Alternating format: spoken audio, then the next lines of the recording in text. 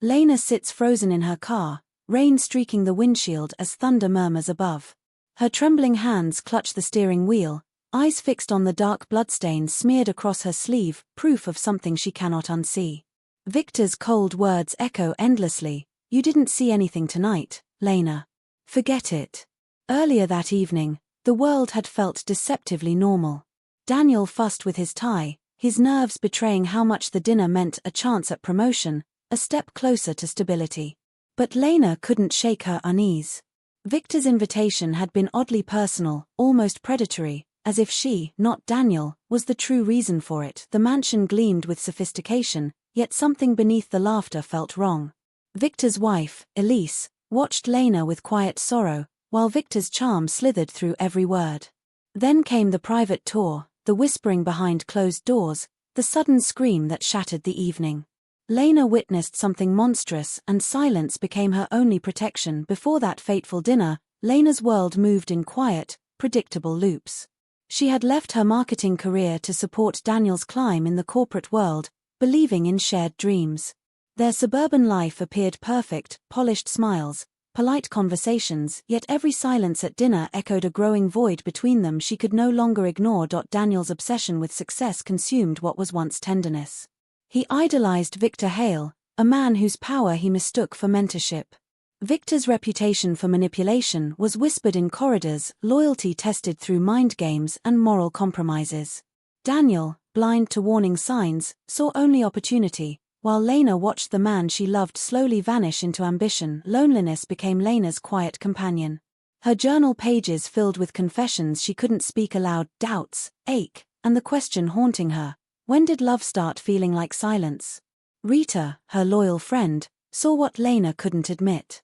"You're shrinking," she warned softly. "Don't disappear into his shadow." After dessert, the atmosphere shifts. Victor's charm sharpens into control as he insists Lena stay behind for a quick chat about Daniel's promotion. Daniel, anxious to please, hesitates but forces a smile, nodding in trust. The door closes behind him, and Lena suddenly feels the weight of being alone with a predator cloaked in power. In the dimly lit study, Victor pours her a drink she doesn't want. His tone turns unsettling, intimate yet manipulative, as he reveals things she shouldn't know: Daniel's confidential evaluations, rumors of corporate fraud, veiled threats disguised as advice. Then Elise appears, trembling. She grips Lena's arm and whispers, "You shouldn't have come here." He does this to test them. Moments later, Lena witnesses Victor's mask slip entirely, his voice venomous, his control over Elise cruel and suffocating. When Lena tries to leave, he blocks her way, eyes gleaming with menace. "If you tell your husband anything about tonight," he murmurs, "I'll destroy him."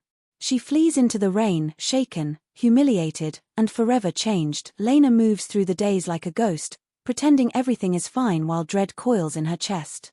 Daniel notices her distance but mistakes it for ingratitude. When Victor's calls start, polite at first, then invasive, Lena's unease deepens.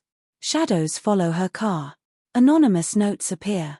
Fear quietly becomes her new routine. Elise's message arrives like a lifeline.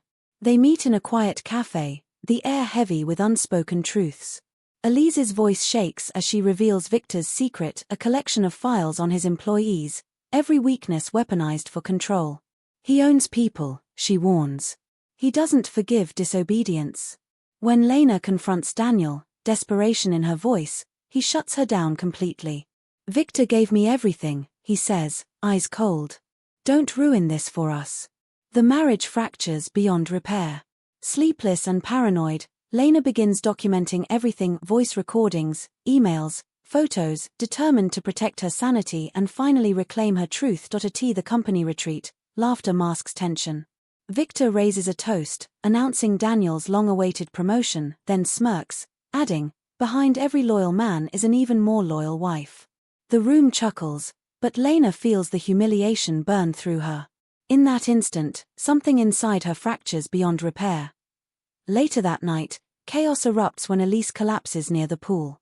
Whispers call it an accident, but Lena sees Victor's cold detachment and knows better. Desperate for truth, she confronts Daniel in their suite, revealing everything: the recordings, The emails, Elise's hidden footage exposing Victor's manipulation and abuse before she vanished, but Daniel's reaction isn't shock, it's guilt. He already knew. He'd helped Victor bury scandals, trading silence for success. Lena's heart breaks as realization dawns. Her husband was never a victim but an accomplice. With trembling resolve, she leaks the evidence to the press. By dawn, Victor's empire and Daniel's career begin to collapse. Months later, the storm has quieted. Lena lives alone in a small apartment, her days simple but her mind clear. She's returned to marketing, rebuilding piece by piece what she once abandoned. Each morning feels lighter, no longer haunted by fear, but grounded in the quiet strength of survival. One afternoon, an email arrives from Elise, now living abroad. Her message is brief but heartfelt, gratitude for Lena's courage in exposing Victor. Elise's words remind Lena that truth, though painful, can save lives. The monsters had faces, names, power, but they no longer owned her. Daniel tries reaching out, desperate for forgiveness, but Lena never replies. Her peace no longer depends on him. Instead, she channels her pain into purpose, volunteering at a women's advocacy group, helping others reclaim their voices. The trauma still lingers, but it no longer defines her, it freed her. Rain patters against the windshield, the same rhythm, the same street, but everything is different now. Lena sits in her car, calm and unshaken. The bloodstain that once marked her fear has long washed away. Her reflection in the glass no longer trembles, it meets her gaze with quiet strength. The car radio hums softly with the evening news. Victor's mansion flashes across the screen, seized by authorities, its once glittering halls now hollow and dark. Lena watches in silence, a faint smile touching her lips. Justice didn't roar, it unfolded quietly, piece by piece. Through truth finally spoken, she exhales, whispering into the rain, "I did see something that night. I saw the truth." Then she starts the engine and drives into the storm. The wipers cut through the rain like resolve through memory, headlights fading forward, carrying a woman no longer trapped, but finally, irrevocably free.